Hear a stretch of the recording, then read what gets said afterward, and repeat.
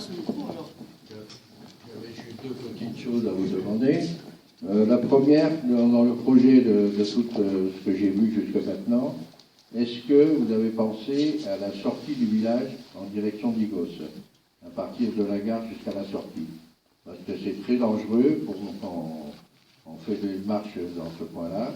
C'est très dangereux, les voitures roulent très vite et tout.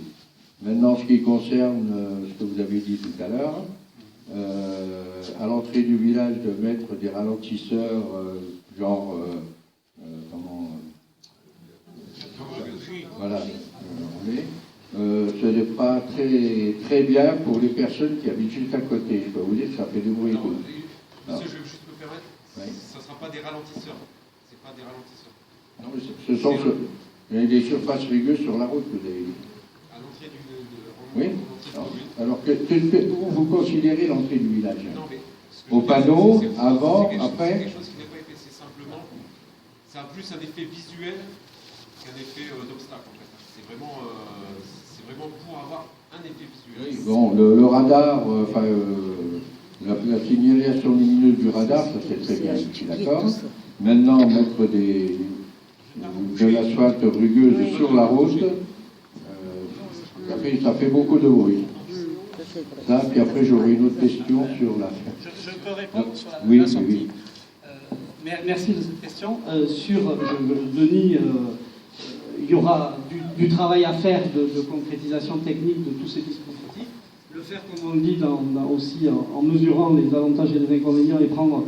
Souvent, vous savez, on dit qu'on prend la décision la moins mauvaise, parce que parfois, elle ne fait pas l'unanimité partout.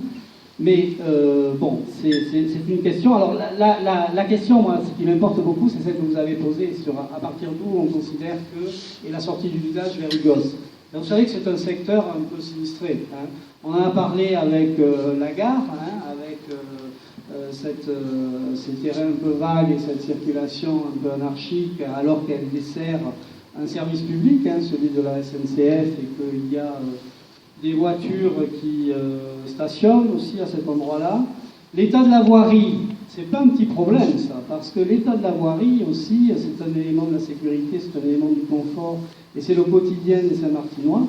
Quand on va dans le quartier de Plaisance et qu'on regarde un peu cette circulation, cet état de la voirie, cette insécurité routière, on mesure à la fois la dimension des problèmes et la difficulté à les résoudre. Et donc, et bien évidemment qu'il ne faudrait pas considérer aujourd'hui que la politique de voirie, c'est la politique Saint-Martin intramuros.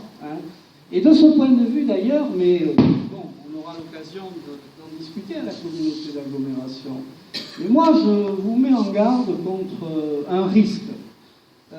Le risque que dans les compétences communautaires, on ait envie de promouvoir ce qui se voit, ce qui frappe l'œil, ce qui fait beau sur la photo du sud-ouest, ce qui attire les beaux regards, et de négliger des éléments extrêmement importants pour la vie quotidienne des habitants et notamment de nos communes rurales. Alors, je crois que les villes font des efforts en matière de voirie. Je crois que les communes sont en attente aussi de la déclinaison d'un programme. Je crois que de ce point de vue, il faut poser un certain nombre d'exigences. Alors, je sais ce qu'est la gestion publique. Par exemple, un hôpital, c'est 160 millions d'euros de budget, une commune, c'est en fonctionnement autour d'1 million. Je sais très bien comment les choix se prennent et doivent être hiérarchisés et analysés, et comment tout ça doit se faire. Mais je crois qu'au niveau de la communauté d'agglomération, il faut que nous puissions peser pour que l'axe des éléments de politique prennent en compte les réalités rurales, quoi. On ne peut pas attendre et quémander qu'on vous bouche un trou. Quand on a passé des compétences communales à la communauté, on ne peut pas faire la manche, quoi. On est des Saint-Martinois, heureux et fiers de l'être, et on a fait ce choix de vie. Et donc, la communauté de communes, c'est la loi Chevènement de 99, c'est un processus qui doit être vers la mutualisation. C'est-à-dire que le sens que ça a, tout ça, c'est pas que ça profite aux plus riches, c'est que ça profite à tout le monde. Donc, j'attire votre attention et j'en profite pour que le choix des conseillers communautaires, vous le fassiez aussi en toute connaissance de cause. Il ne s'agit pas d'aller s'asseoir dans un petit coin, arriver au conseil d'agglomération, et de dire je ne vous dérange pas, surtout aux côtés des plus grands qui se distinguent par le leadership qu'ils peuvent avoir à tel et tel endroit.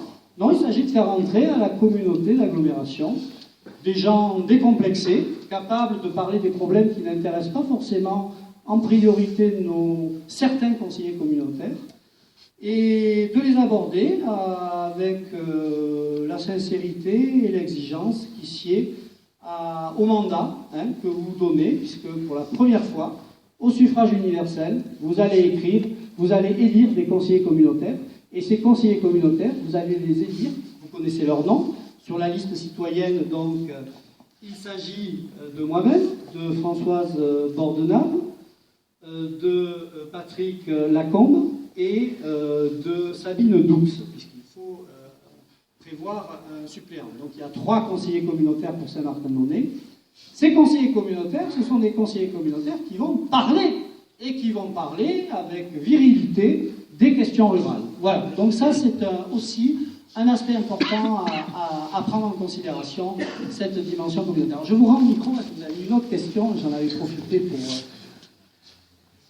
Bon, c'est au sujet donc, de la prévention sur la sécurité et surtout sur la santé. Alors vous avez dit que vous vouliez faire donc les premiers secours, les premiers soins pour les secours.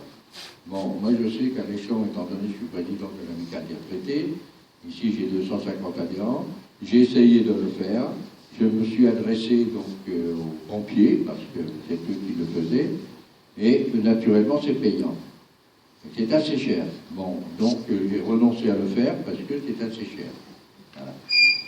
Alors, je vais me permettre de vous dire que bon, moi je fais partie de la caserne.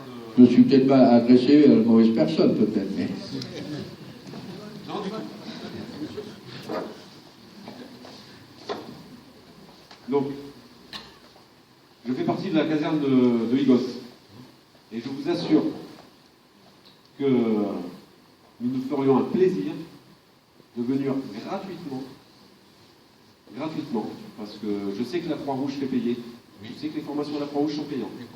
Les pompiers, en tout cas, chez nous, c'est gratuit. Non seulement c'est gratuit, mais on est volontaire pour le faire. On a une logique où on n'est pas là pour faire du... La prévention, c'est la sécurité, la santé, c'est pas du mercantile. C'est plus il y aura de monde formé, plus il y aura de gens sauvés. Et c'est ça notre cheval de bataille, c'est ça. Donc je vous assure que si vous en faites la demande, on sera très... En plus, il y a des formateurs, d'ailleurs, il y a des formateurs au premier secours qui sont à la caserne d'Higos et qui habitent Saint-Martin. Donc qui seront, et je les connais, et ils seront volontaires pour le faire. Vous pouvez m'adresser à vous. Tout à fait, il n'y a pas de souci. Voilà. Merci.